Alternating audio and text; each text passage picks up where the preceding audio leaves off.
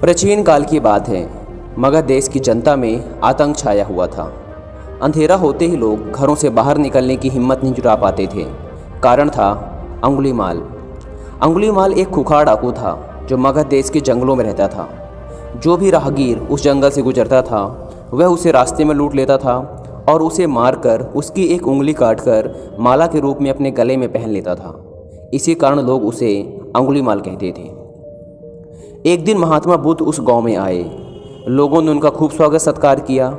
महात्मा बुद्ध ने देखा कि वहाँ के लोगों में कुछ डर सा समाया हुआ है। महात्मा बुद्ध ने लोगों से इसका कारण जानना चाहा। लोगों ने बताया कि इस डर और आतंक का कारण डाकू अंगुलीमाल है। वह निरपराध राहगीरों की हत्या कर देता है। महात्मा बुद्ध ने मन में निश्चय किया कि उस डाकू से अवश्य मिलना चाहिए। बुद्ध जंगल में जाने को तैयार हो गए तो गांव वालों ने उन्हें बहुत रोका, क्योंकि वो जानते थे कि अंगुलीमाल के सामने से बच पाना मुश्किल ही नहीं असंभव भी है। लेकिन बुद्ध अत्यंत शांत स्वभाव से जंगल में चले जा रहे थे। तभी पीछे से एक कर्कश आवाज़ कानों में पड़ी, ठहर जा, कहाँ जा रहा है। बुद्ध ऐसे चलते रहे मानो कुछ सुना ही नहीं। पीछे से और जोर से आवाज़ आई, मैं कहता हूँ ठहर जा। बुद्ध रुक गए और पीछे पलटकर देखा तो सामने एक खुखार काला व्यक्ति खड़ा था। लंबा चौड़ा शरीर, बढ़े हुए बाल, एकदम काला रंग, लंबे लंबे नखून, लाल लाल आँखें, हाथों में तलवार लिए वह बुद्ध को घूर रहा था। उसके गले में उंगलियों की माला लटक रही थी। वह बहुत ही डरावना लग रहा था।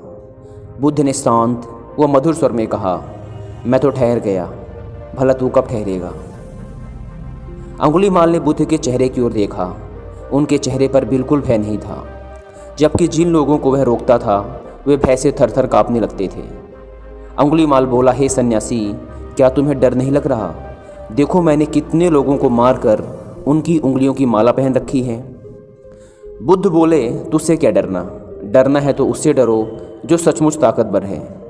अंगुलीमाल जोर से हंसा, हे साधु, तुम समझते हो कि मैं ताकतवर नहीं हूँ? मैं तो एक बार में 10-10 लोगों के सिर काट सकता हूँ। बुद्ध बोले, यदि तुम सचमुच ताकतवर हो तो जाओ उस पेड़ के 10 पत्ते तोड़ लाओ। अंगुलीमाल ने तुरंत 10 पत्ते तोड़े और बोला, इसमें क्या है, कहो तो मैं पूरा पेड़ ही उखाड़ लाऊं। महात्मा बुद्ध ने कहा, नहीं नहीं, पेड़ उखाड़ने की कोई ज़रूरत नहीं। यदि तुम वास्तव में ताकतवर हो तो जाओ और इन पत्तियों को उस पेड़ में जाकर वापस जोड़ दो। अंगुलीमाल क्रोधित हो गया और बोला, भला कहीं टूटे हुए पत्ते भी जुड़ सकते हैं? महात्मा बुद्ध ने कहा, तुम जिस चीज़ को जोड़ नहीं सकते उसे तोड़ने का अधिकार तुम्हें किसने दिया? एक आदमी का सिर जोड़ नहीं सकते तो काटने में क्या बहादुरी है। अंगुलीमाल अवाक रह गया। वह महात्मा बुद्ध की बातों को सुनता रहा। एक अनजानी शक्ति ने उसके हृदय को बदल दिया। उसे लगा कि सचमुच उससे भी ताकतवर कोई है। उसे आत्मग्लानि होने लगी। वह महात्मा बुद्ध के चरणों में गिर पड़ा और बोला, हे महात्मन, मुझे क्षमा कर दीजिए, मैं भटक गया था, आप मुझे अपनी शरण में ले लीजिए। भगवान बुद्ध ने अपनी शरण में लिया और उसे अपना एक शिष्य बना लिया। वही अंगुलीमाल डाकू आगे चलकर महात्मा बुद्ध का एक बहुत ही अच्छा शिष्य बना।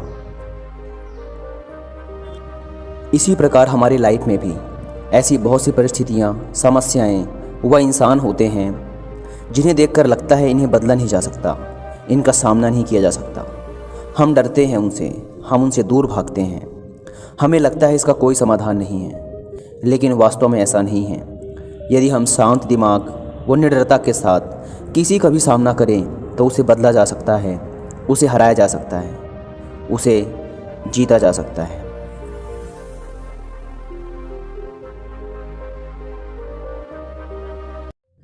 एक दिन महात्मा बुद्ध प्रवचन सभा में आकर मौन बैठ गए।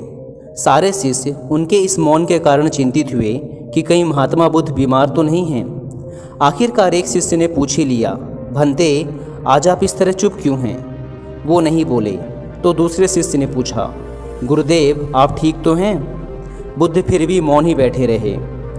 इतने में बाहर से एक व्यक्ति ने बहुत तेज़ी से चिल्लाते हुए पूछा, आज आपने मुझे धर्म सभा में आने की अनुमति क्यों नहीं दी? बुद्ध ने कोई उत्तर नहीं दिया और आंखें बंद कर ध्यान मग्न हो गए।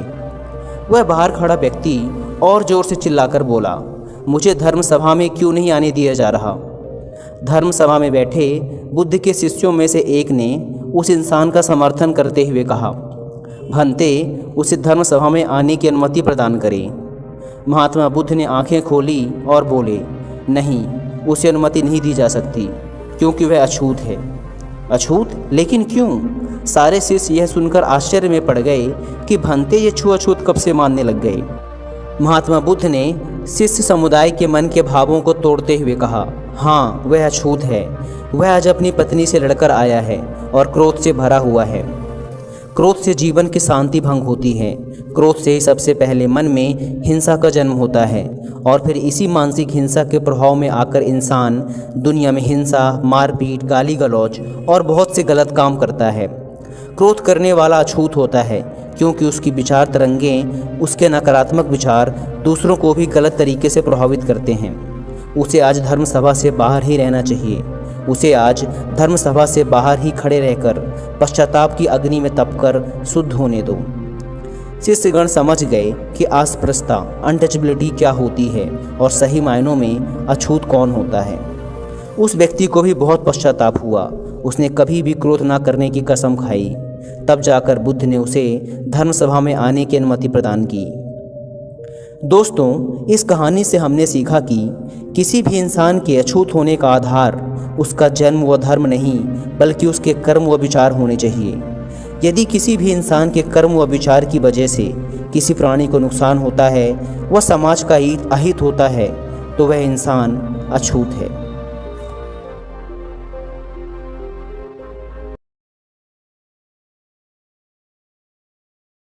Thanks for watching. Please subscribe.